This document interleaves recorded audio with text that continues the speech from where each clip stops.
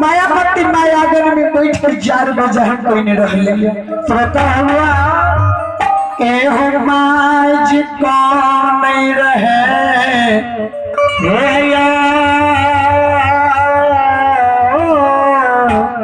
श्रोता भगवान माज कौन रहे माय की सारा कानून लक्षण बाबा खड़ा हो के सुने लगे माय के कानून सुई न संत बाबा कारू के नजदीक पहुंचिया दोनों हाथ से हाथ जोड़ ले चिकल के भैया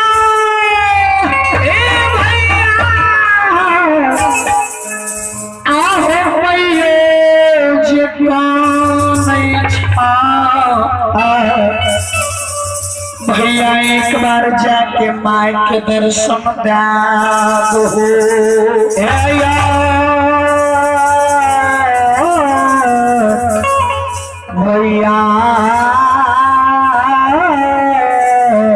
भैया एक बार जाके माय के दर्शन दे माय जे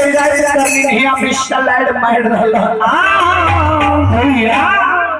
संत बाबा कारो कहल के लक्षण दुनिया में अब हम जिंदा नहीं रहलिए एरे मेर गलिया रे माय के जीवन दुनिया में की होय छै लक्षण सब बात जानै छी लेकिन माय के सपना देबे अगर माय के दर्शन देबे त माय के मम्मत हमरा बढ़ै ल नहीं देते एहो लक्ष्मण जई हो माय के कही हो बेटा नहीं मरलो दुनिया में बेटा तोहर जिंदा हे दुला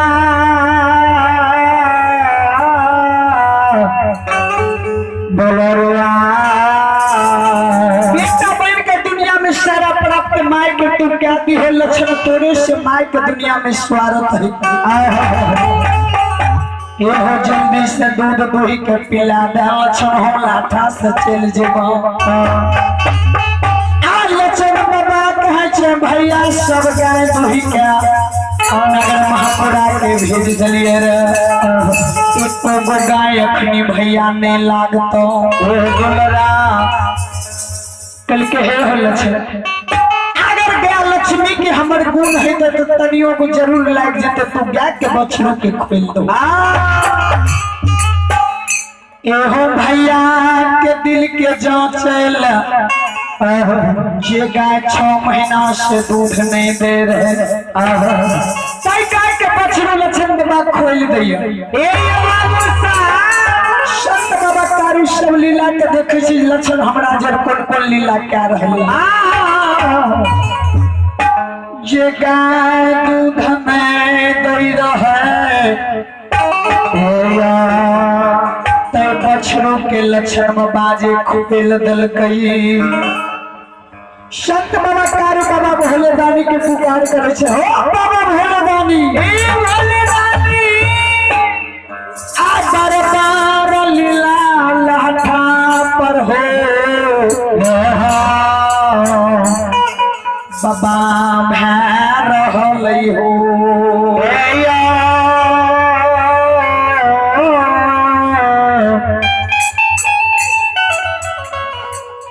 भोले दानी बाबा बरबर लीला लाठा बथान पर बाबा भोले दानी भैर रहलै संत बाबा जे अर्जी मिनती के बाबा भोले दानी बाबा भोले दानी बाबा संत की कारू के बात को सुनते कि साफ हाथ से सवार भाई किया भैया आप कहा सवारा हो गए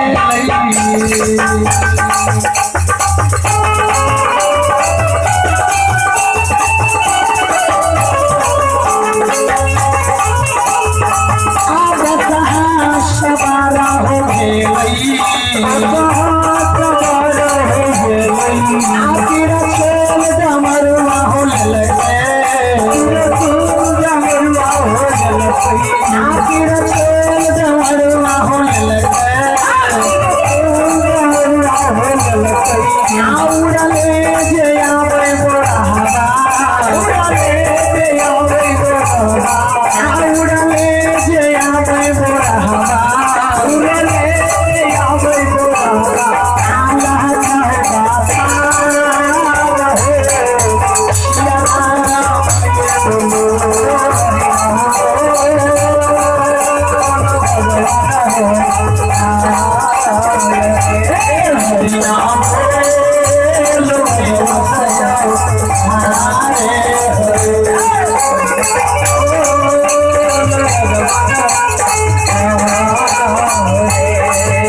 किया जरूरी हो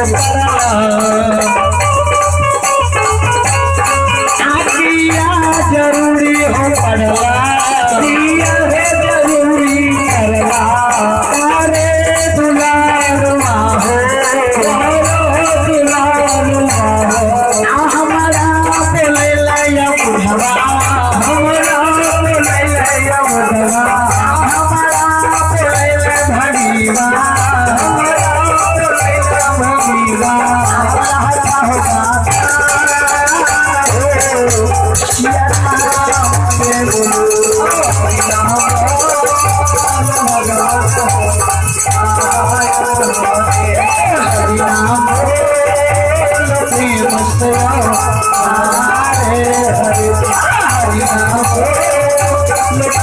हरि